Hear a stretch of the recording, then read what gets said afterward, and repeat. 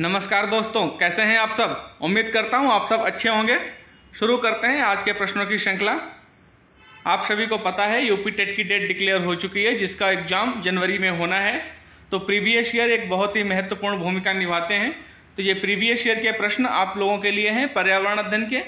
तो पहला प्रश्न आपकी स्क्रीन पे है, विश्व पर्यावरण दिवस कब मनाया जाता है। तो आप सभी लोगों को पता है विश्व पर्यावरण दिवस 5 जून को मनाया जाता है, लेकिन 11 जुलाई को क्या मनाया जाता है आप लोग बताइए। 11 जुलाई को विश्व जनसंख्या दिवस मनाया जाता है। क्या मनाया जाता है?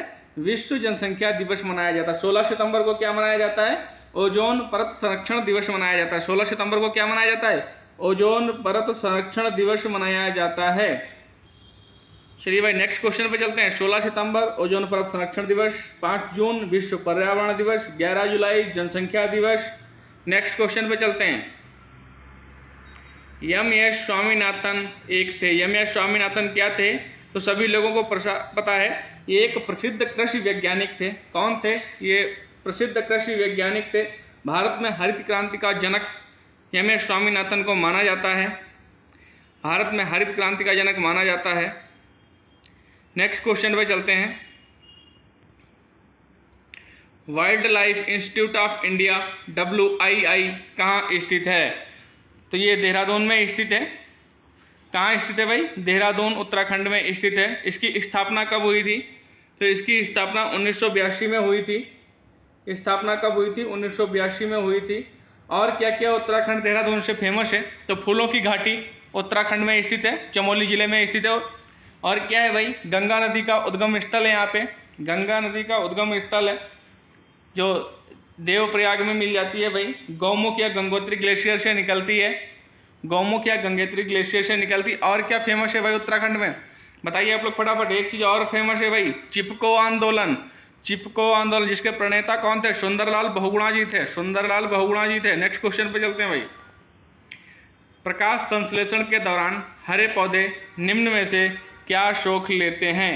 तो सभी लोगों को पता है कार्बन डाइऑक्साइड को सोख लेते हैं हरे पौधे प्रकाश संश्लेषण के दौरान। सी आंसर आपको बिल्कुल सही हो जाएगा। नेक्स्ट क्वेश्चन पे चलते हैं। अपशिष्ट उत्पादों को खाने वाले जीवों को क्या कहा जाता है? अपशिष्ट उत्पादों को खाने वाले जीवों को मृतकभक्षी कहा जाता है। मृतकभक्षी कहा जाता है। और आप लोगों को पता होना चाहिए गिद्ध विलुप्त प्राय हैं, वो भी मृतकभक्षी जीव थे। लेकिन क्या हुआ उनके साथ? जो वो विलुप्त प्राय के कगार पे आ गए। गिद्ध क्या करते थे? मवेशियों को, मरे हुए मवेशियों को खा जाते थे। लेकिन मवेशियों के इलाज में इस्तेमाल होने वाली एक दवा थी डाइक्लोफेनाक। क्या थी? डाइक्लोफेनाक, जिसे जानवरों के शरीर के माध्यम से गिद्धों तक पहुंची और उनके फेफड़ों पे असर किया, जिससे गिद्धों के फेफड़े फेल हो जाते थे और उनकी जनसंख्या विलुप्त के कगार पे पहुंच गई। नेक्स्ट क्वेश्चन पे चलते हैं। तप्त भौम जल से किस प्रकार की ऊर्जा प्राप्त होती है? तप्त भौम जल से किस प्रकार की ऊर्जा प्राप्त होती है? तो भूतापीय ऊर्जा प्राप्त होती है। सी आंसर बिल्कुल सही हो जाएगा। ये तप्त भौम जल होता क्या है भाई? तप्त भौम जल है क्या? पृथ्वी के अंदर गर्म चट्टानों के संपर्क में आने से गर्म हुआ जल है। क्या है भाई? पृथ्वी के अंदर गर्म चट्टानों के संपर्क में आने से गर्म हुआ जल है। इसका उपयोग कहाँ किया जाता है भाई? भूतापीय ऊर्जा का उपयोग कहाँ किया जाता है? इस गर्म जल का उपयोग या भूतापीय ऊर्जा प्राप्त करने में किसमें होता है भाई? बिजली उत्पादन में उपयोग किया जाता है। किसमें उपयोग किया जाता है भाई? बिजली उत्पादन में उपयोग किया जाता है। नेक्स्ट क्वेश्चन पे चलते हैं। 16 घास स्थल कहाँ पाए जाते हैं? 16 घास स्थल कहाँ पाए जाते हैं? पश्चिमी घाट पे पाए जाते हैं। पश्चिमी घाट पे पाए जाते हैं। पश्चिमी घाट में अगर राज्य पूछेगा तो कौन कौन से? केरल, कर्नाटक, तमिलनाडु राज्य में ये फैले हुए हैं। कहाँ कहाँ फैले हुए हैं भाई? केरल, कर्नाटक, तमिलनाडु राज्य में फैले हुए। नेक्स्ट क्वेश्चन पे चलते हैं। भारत में पेलिकन पक्षी कहाँ प्रजनन करते हैं? बताइए आप लोग फटाफट। भारत में पेलिकन पक्षी कहाँ प्रजनन करते हैं? नेलापट्टू। नेलापट्टू कहाँ है? आंध्र प्रदेश में है। नेलापट्टू कहाँ है भाई? आंध्र प्रदेश में है। कुंतनकुलम कहाँ है भाई? कुंतनकुलम तमिलनाडु में है। कुंतनकुलम कहाँ है भाई? तमिलनाडु में है। और कोक्कारे बेलूर कहाँ है भाई? कर्नाटक में है। तो तीनों जगह प्रजनन करते हैं भाई। उपर्युक्त तो सभी डी आंसर आपका बिल्कुल सही हो जाएगा, डी आंसर सही हो जाएगा। ये पूछे हुए सभी क्वेश्चंस हैं, ट्रेंडिंग क्वेश्चंस हैं, बार बार पूछे गए क्वेश्चंस हैं, तो इनको बहुत ही सीरियस करना है, सीरियस तरीके से हल करना है, ध्यान से हल करना है। ये सभी प्रीवियस ईयर के क्वेश्चंस हैं। नेक्स्ट क्वेश्चन पे चलते हैं। मिनी माता रोग ऐसी मछली खाने से होता है जिसमें अधिक मात्रा में पाया जाता है भाई। मिनी माता में क्या भाई है, क्या है इसमें बताइए आप लोग फटाफट। पारा भाई, क्या है? पारा से भाई बी आंसर आपका बिल्कुल सही हो जाएगा। मिनी माता रोग का संबंध पारा प्रदूषण से है। इसका सर्वप्रथम कहाँ देखा गया था भाई? तो 1953 में यह सर्वप्रथम जापान में, कहाँ भाई? जापान में मिनी माता नामक एक खाड़ी है, मिनी माता की खाड़ी के निकट रहने वाले मछुआरों में देखा गया था, इसीलिए इसका नाम मिनी माता पड़ गया। मिनी माता के निकट मछुआरों में ये रोग बहुत ज़्यादा फैल गया था, मछुआरों में देखा गया था जो पारे की उच्च सांद्रता युक्त मछली खाने से बीमार हो गए थे। इस बीमारी में क्या क्या हो जाता है? इस बीमारी में मांसपेशियां कमजोर हो जाती हैं, व्यक्ति अंधा हो जाता है, अंत में मृत्यु हो जाती है। नेक्स्ट क्वेश्चन पे चलते हैं भाई। ओजोन परत का अधिकतम ह्रास निम्न में से किस ध्रुव पर हुआ है भाई? कहाँ पर हुआ है ओजोन परत का अधिकतम ह्रास? कहाँ पे हुआ है? तो ये दक्षिणी ध्रुव पर हुआ है। बी आंसर बिल्कुल सही हो जाएगा। ओजोन परत को संरक्षण या बचाने के लिए, ओजोन परत को संरक्षण या बचाने के लिए 1987 में मॉन्ट्रियल प्रोटोकॉल पर हस्ताक्षर किए गए थे। उसके अंतर्गत कहा गया था क्लोरोफ्लोरोकार्बन के कारण ये ओजोन परत का ह्रास होता है, तो क्लोरोफ्लोरोकार्बन को कम से कम उपयोग करने के लिए सभी देशों से आग्रह किया गया था। सभी देशों ने इस पे हस्ताक्षर किए थे। ओजोन परत करती क्या है? तो ये सूर्य से आने वाली हानिकारक पराबैंगनी किरणों को रोकती है। क्या करती है भाई? हानिकारक पराबैंगनी किरणों को रोकती है भाई। चलिए नेक्स्ट क्वेश्चन पे चलते हैं भाई। नेक्स्ट क्वेश्चन पे चलते हैं। ओजोन परत कहाँ पर स्थित है? ओजोन परत कौन से मंडल में स्थित है? तो ओजोन परत समताप मंडल में स्थित है। ओजोन परत कहाँ स्थित है भाई? समताप मंडल में स्थित है। इनमें से कौन भारत का प्रथम मुख्य न्यायाधीश था? आप लोग बताइए फटाफट, भारत का मुख्य न्यायाधीश कौन था? तो हीरालाल जे कानिया जी मुख्य न्यायाधीश थे। कौन था भाई? Justice S J Kania Bharat के मुख्य न्यायाधीश थे। कब इन्होंने स्थापना ली थी? 26 जनवरी 1950 को। कब स्थापना की थी भाई इन्होंने? कब अपनी पद ग्रहण किया था? 26 जनवरी 1950 को शपथ ली थी इन्होंने। 26 जनवरी 1950 को शपथ ली थी इन्होंने भाई। नेक्स्ट क्वेश्चन पे चलते हैं। रेड डाटा बुक का संबंध किससे है? आप सभी लोगों को पता होना चाहिए। विलुप्त के करीब जीवों की सूची इसमें रहती है। डी आंसर बिल्कुल सही हो जाएगा। रेड डाटा बुक में क्या रहता है? विलुप्त के करीब जीवों की सूची रहती है। इसका प्रकाशन कौन करता है? IUCN।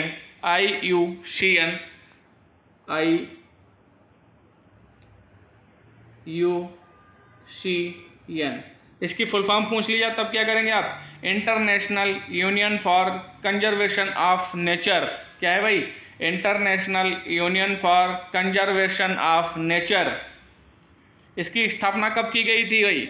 रेड डाटा बुक की स्थापना कब की गई थी? 1964 में। कब की गई थी? 1964 में। नेक्स्ट क्वेश्चन पे चलते हैं भाई।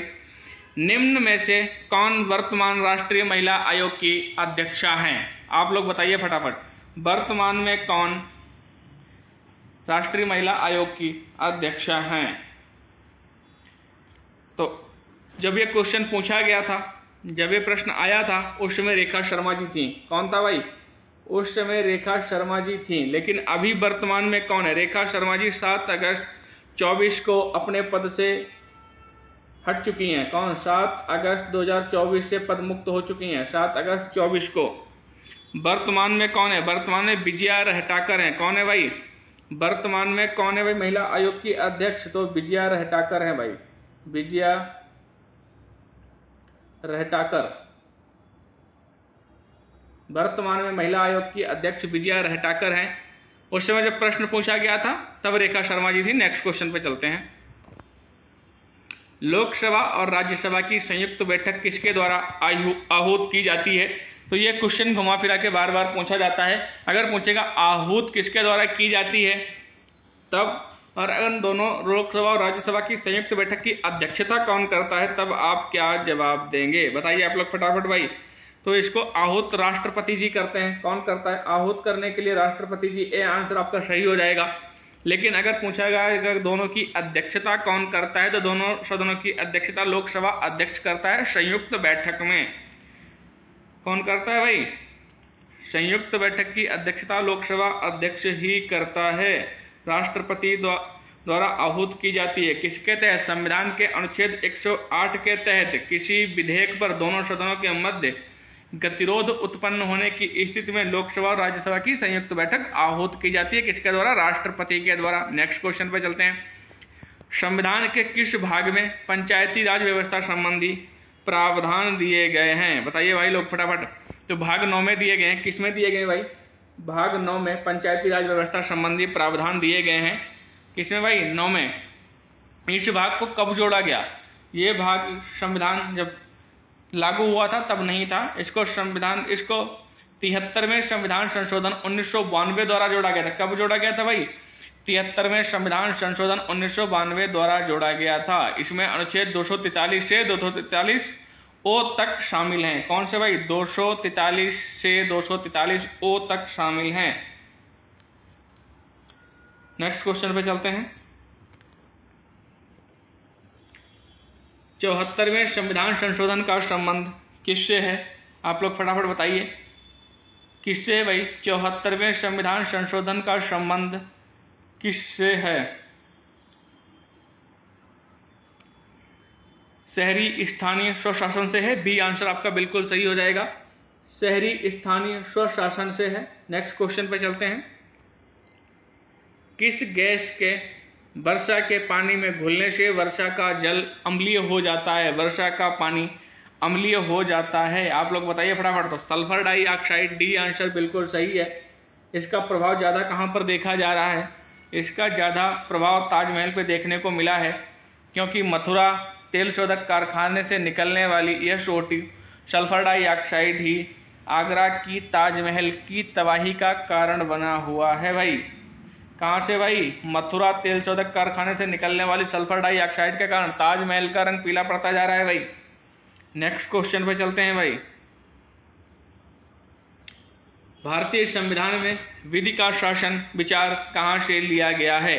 तो सभी को पता है विधि का शासन का विचार इंग्लैंड से लिया गया है। कहाँ से लिया गया है भाई? विधि का शासन विचार इंग्लैंड से लिया गया है। ब्रिटेन के संविधान से संसदीय शासन पद्धति और क्या क्या लिया गया? संसदीय शासन पद्धति, विधि का शासन, मंत्रिमंडलीय प्रणाली, एकल नागरिकता, द्विसदनीय प्रणाली, विधायी प्रक्रिया, संसदीय विशेषाधिकार आदि उपबंध लिए गए हैं। नेक्स्ट क्वेश्चन पे चलते हैं।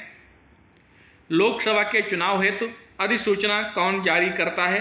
तो भारत का निर्वाचन आयोग लोकसभा के चुनाव हेतु अधिसूचना जारी करता है। कौन करता है भाई? भारत का निर्वाचन आयोग। किस अनुच्छेद में दिया गया है? तो अनुच्छेद 324 के तहत दी गई। 324 अनुच्छेद 324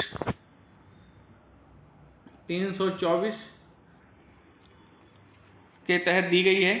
नेक्स्ट क्वेश्चन पे चलते हैं। लोकसभा जो भारत का निर्वाचन आयोग है, भारत का निर्वाचन है स्वतंत्र निकाय है, स्वतंत्र निकाय है और स्थायी निकाय है। लोकसभा की कार्यवाही के प्रथम घंटे को क्या कहा जाता है? बताइए आप लोग भाई फटाफट। लोकसभा की कार्यवाही के प्रथम घंटे को प्रश्नकाल कहा जाता है। क्या कहा जाता है भाई? प्रश्नकाल कहा जाता है। लोकसभा के कार्यवाही के प्रथम घंटे को क्या कहा जाता है भाई? बताइए आप लोग फटाफट। प्रश्नकाल कहा जाता है। प्रश्नकाल कहा जाता है। क्या कहा जाता है? बताइए आप लोग, आंसर करिए भाई फटाफट। ये समय क्या होता है इसका? 11 बजे से 12 बजे के बीच का समय होता है। क्या समय होता है? 11 से 12 के बीच का समय होता है। नेक्स्ट क्वेश्चन पे चलते हैं। वर्षा जल संग्रहण क्या है भाई? वर्षा जल का संग्रहण या एकत्रीकरण क्या है? आप लोग बताइए। वर्षा जल का जमाव और भंडारण। बी आंसर आपका बिल्कुल सही हो जाएगा। नेक्स्ट क्वेश्चन पे चलते हैं। भारतीय गैंडा कहाँ सुरक्षित है? तो काजीरंगा नेशनल पार्क में भारतीय गैंडा सुरक्षित है। कहाँ है भाई? Kaziranga national park. B answer बिल्कुल सही हो जाएगा। इसकी स्थापना कब की गई थी? काजीरंगा राष्ट्रीय उद्यान की स्थापना कब की गई थी, ये भी बताइए आप। 1974 में की गई थी, 1974 में की गई थी। ये कहाँ है भाई, असम राज्य में, असम राज्य में 858 वर्ग किलोमीटर क्षेत्रफल में विस्तृत एक उद्यान है। एक सींग वाले गैंडे या भारतीय गैंडे के लिए प्रसिद्ध है। एक सींग वाले गैंडे कहाँ पाए जाते हैं भाई, तो वो भी काजीरंगा राष्ट्रीय उद्यान एक सींग वाले गैंडे या भारतीय गैंडों के लिए संरक्षित है। 1974 में स्थापना हुई थी। नेक्स्ट क्वेश्चन पे चलते हैं। निम्न में से कौन सा क्रम पारिस्थितिकी तंत्र में ऊर्जा प्रवाह के संबंध में सही है, तो आप सभी लोगों को पता है उत्पादक, उपभोक्ता और अपघटक। पहले क्या आएगा, उत्पादक, फिर उपभोक्ता, फिर अपघटक। तो सही आंसर बिल्कुल सही हो जाएगा। नेक्स्ट क्वेश्चन पे चलते हैं। कौन सी गैस ग्रीन हाउस वातावरण में सबसे अधिक मात्रा में उपस्थित रहती है, तो सभी लोगों को पता है कार्बन डाइऑक्साइड सबसे अधिक रहती है। उसके बाद कौन सी गैस आती है भाई, इन ऑप्शंस में कार्बन डाई गैस सबसे अधिक रहती है भाई। ग्रीन हाउस गैस वातावरण में सबसे अधिक मात्रा में कार्बन डाइऑक्साइड, उस पहले नंबर पे जलवाष्प रहती है, जो ऑप्शन में नहीं है। पहले नंबर पे जलवाष्प, जलवाष्प कितने परसेंट है भाई, तो 60% रहती है। जलवाष्प कितने परसेंट रहती है, 60% रहती है भाई। जलवाष्प कितने परसेंट है, 60% है भाई। कार्बन डाइऑक्साइड कितने परसेंट है, ये 26% है। कितनी, 26% है। नेक्स्ट क्वेश्चन पे चलते हैं। किस वर्णक की उपस्थिति के कारण पौधे हरे होते हैं, किस वर्णक की उपस्थिति के कारण पौधे हरे होते हैं, तो आप सभी लोगों को पता है पौधों का हरा रंग जो है वो क्लोरोफिल के कारण होता है। किसके कारण होता है भाई, क्लोरोफिल के कारण होता है। नेक्स्ट क्वेश्चन पे चलते हैं। कैसी लग रही है आप लोगों को प्रश्नों की श्रृंखला। लगातार यूपी टेट के सभी प्रश्न प्रीवियस ईयर से लेकर के परीक्षा में आने वाले, आगामी परीक्षाओं में आने जा रहे आपको सभी क्वेश्चंस करवाए जाएंगे। चैनल को सब्सक्राइब कर लें और प्लेलिस्ट में जाकर के देखें, वहाँ क्लास वाइज एक एक सब्जेक्ट वाइज सभी प्लेलिस्ट में वीडियो पहले से अपलोड है, आप लोग उनको जाकर के देखिए। सभी प्रीवियस ईयर आपको मिल जाएंगे, 19, 20, 21 सब प्रीवियस ईयर आपको वहाँ पे पढ़े मिल जाएंगे, अपलोड क्वेश्चन मिल जाएंगे। नेक्स्ट क्वेश्चन देखते हैं। मानवीय गतिविधियाँ जो पृथ्वी पर जलवायु परिवर्तन के लिए जिम्मेदार हैं, वनों को जलाना बिल्कुल जिम्मेदार है, कृषि क्रियाकलाप ये भी जिम्मेदार है, एरोसेल कैन का उपयोग ये भी जिम्मेदार है। तो डी आंसर उपयुक्त तो सभी सही हो जाएगा। नेक्स्ट क्वेश्चन पे चलते हैं। यूफोर्बिएसी फैमिली का कौन सी फसल है जो बायोडीजल उत्पन्न करने के लिए जानी जाती है, तो आप सभी लोगों को पता है जेट्रोफा। ये आंसर बिल्कुल सही हो जाएगा, ए आंसर बिल्कुल सही हो जाएगा भाई। नेक्स्ट क्वेश्चन पे चलते हैं। जड़ी बूटियों की रानी भारत की सबसे पवित्र जड़ी बूटी है।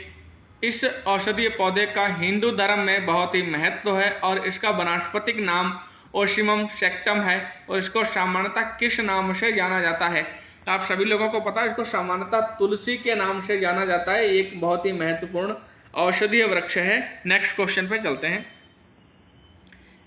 पीने के लिए सुरक्षित पानी को क्या कहते हैं, तो पीने योग्य पानी, ये आंसर बिल्कुल सही हो जाएगा। बहुत ही इजी प्रश्न आए हुए थे इस क्वेश्चंस में, प्रीवियस ईयर में ये सभी बहुत ही इजी क्वेश्चंस आए थे, बहुत ही इजी क्वेश्चंस आए थे। आप लोगों को तैयार करके रखना है क्योंकि प्रीवियस ईयर ही क्वेश्चन यूपी टेट उठाएगा, फिर से प्रीवियस ईयर ही हर बार उठाते हैं। आज के प्रश्नों की श्रृंखला का लास्ट प्रश्न। वर्ष 1984 की भोपाल गैस त्रासदी निम्न में से किस गैस के रिसाव के कारण हुई थी, बताइए आप लोग फटाफट भाई। तो मिथाइल आइसोसाइनाइड, कौन सी भाई, मिथाइल आइसोसाइनाइड गैस के रिसाव के कारण हुई थी। ये आंसर बिल्कुल सही हो जाएगा। इसमें 4000 से अधिक लोगों की मृत्यु हो गई थी। 4000 से अधिक लोगों की, रात में सो रहे थे लोग, सोते समय एकदम से दम घुटने से सांस नहीं ले पाई, इसकी वजह से हजारों लोगों मौत हो गई थी और पता नहीं कितने लोग घायल हो गए थे। तो ये बहुत बड़ी त्रासदी थी। आज के प्रश्नों की श्रृंखला को यहीं समाप्त करते हैं। आप लोग जरूर बताइए कैसे लगे आप लोगों को प्रश्न। सभी class wise Hindi, Sanskrit, math, पर्यावरण सभी क्लास आपकी अपलोड है, सभी वीडियोज अपलोड हैं, आप प्लेलिस्ट में जाकर के देखिए। जय हिंद, जय भारत।